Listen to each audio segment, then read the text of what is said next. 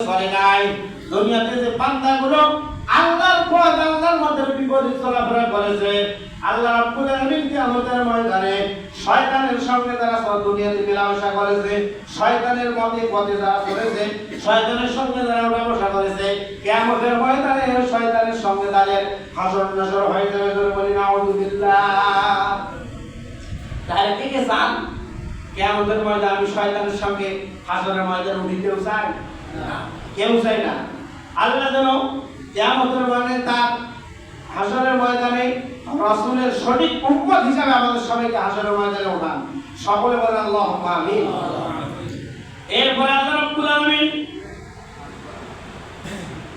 যারা দুনিয়ার মধ্যে আল্লাহর আইনের বিপরীত চলে, ঈমান আনার পর্যন্ত চেষ্টা করে না, হেদায়েতের পথে আসার চেষ্টা করে না, আল্লাহ রাব্বুল আলামিন কোরআনুল কারীমের মধ্যে জানিয়ে দিলেন সূরা নাহলের 104 নম্বর আয়াত।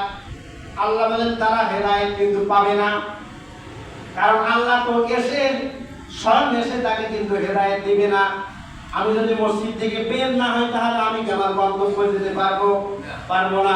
এখন আমি যদি এখানে মসজিদে বসে আল্লাহর উপর ভরসা করে, আল্লাহ সমস্ত ক্ষমতার মালিক তুমি, আমার নিয়ত ঠিক আছে, আমি মসজিদে বসে থাকলাম, আমার গন্তব্যের মধ্যে আপনি নিয়ে যান, আল্লাহ যাবেন। আল্লাহ মনে হয় হেলিকপ্টার পাঠিয়ে দিবে নাকি? এখন আমি যদি চেষ্টা না করি, হেদায়েত পাওয়ার মতো যদি আমি চেষ্টা না করি, চেষ্টা সাধনা না করি, তাহলে আল্লাহ কিন্তু হেদায়েত দিবে না। আল্লাহ রাব্বুল আলামিন বলেছেন কোন বান্দা যদি আমার পথে এক ধাপ এগিয়ে যায়, দেখেন আল্লাহ রাব্বুল আলামিন কত বড় মেহেরবান, কত বড় দয়ালু।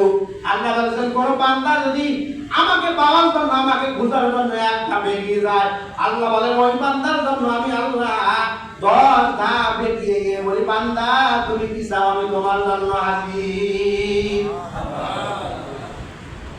তাহলে আল্লাহ রাব্বুল আলামিন এত বড় দয়ালু হওয়ার পরেও, এত বড় মেহেরবান হওয়ার পরেও, এই দুনিয়াতে থাকার পরেও, হায়াত পাওয়ার পরেও যদি আমরা হেদায়েতের পথে চলতে না পারি, দোষ কি আমাদের না আল্লাহ?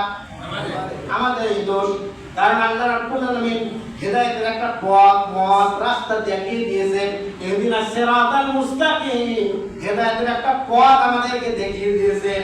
এখন এই পথটা দেখার পরেও, এই মতটা দেখার পরে যদি আমি হেদায়েতের পথে না চলি, বলেন তো তাহলে আমাদের স্থান কোথায় হবে? ভালো জায়গায় হবে। কারণ আল্লাহ তো দেখিয়ে দিয়েছে কিয়ামতের ময়দানে আল্লাহকে এই কথা বলার মতন কোনো প্রশ্ন নাই, আল্লাহকে বলার মতন কোনো কায়দা নাই।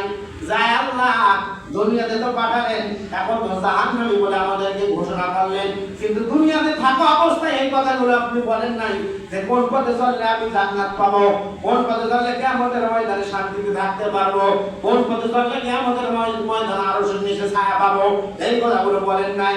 এই কথাগুলো কিন্তু আল্লাহ রাব্বুল আলামিন আগে বলে দিয়েছেন। এই কথাগুলো জানার পরেও দুনিয়াতে যারা এই পথের মধ্যে চলার চেষ্টা করবে না, আল্লাহ রাব্বুল আলামিন তাদেরকে জাহান্নামী বলে ঘোষণা করে দিয়ে দিবেন। বলে নাউযুবিল্লাহ।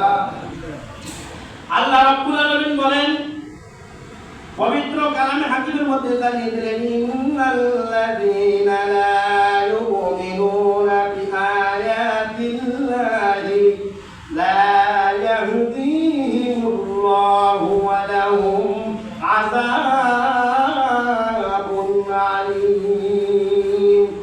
মহান আল্লাহ রাব্বুল আলামিন সূরা নাহলের 104 নম্বর আয়াতে জানিয়ে দিলেন, যারা আল্লাহর নির্দেশনার প্রতি বিশ্বাস স্থাপন করে না, আল্লাহ তাদেরকে হেদায়েত দান করবে না, তাদের জন্য রয়েছে অনেক শাস্তি।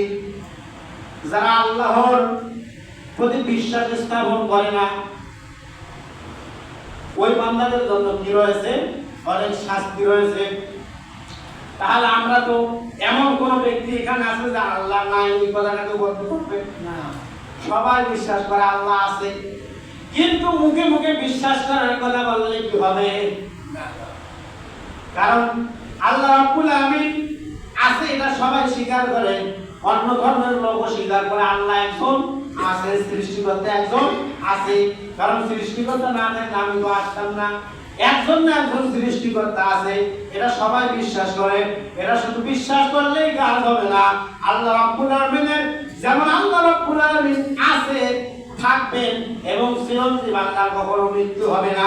এটা যেমন আমরা বিশ্বাস করি, সেই আল্লাহ রাব্বুল আলামিন যে পবিত্র কালামে হাকিমের মধ্যে আবার বিধান দিয়ে দিন। আল্লাহ বলেন আলাহুল খালকু ওয়াল আমর তাবারাকাল্লাহু রাব্বুল আলামিন। আল্লাহ রাব্বুল আলামিন বললেন, বান্দারে সৃষ্টি যদি আমি করে থাকি, সৃষ্টি যার একমাত্র আইন চলবে সেই আল্লাহ। এই তো বেকায়দায় পড়ে গেলাম। আচ্ছা বলেন, সবাই জানে আল্লাহ আছে, জানে না? জানে না? সবাই জানে আল্লাহ আছে, কিন্তু আল্লাহ যা আছে, আল্লাহর কখনো মৃত্যু হবে না, আল্লাহর কোনো সন্তান নাই, আল্লাহ কাউকে জন্ম দেন নাই, তাকেও কেউ জন্ম দেন নাই, এটা সবাই যেমন জানি। তাহলে সেই আল্লাহ যেমন আছে, এটা যেমন আমরা বিশ্বাস করি, সেই আল্লাহ রাব্বুল আলামিন তো বলেছে আলাহুল খালকু ওয়াল আমর, সৃষ্টি যার একমাত্র আইন চলবে তার, এটা কেমন আমরা বিশ্বাস করি না? সৃষ্টি যদি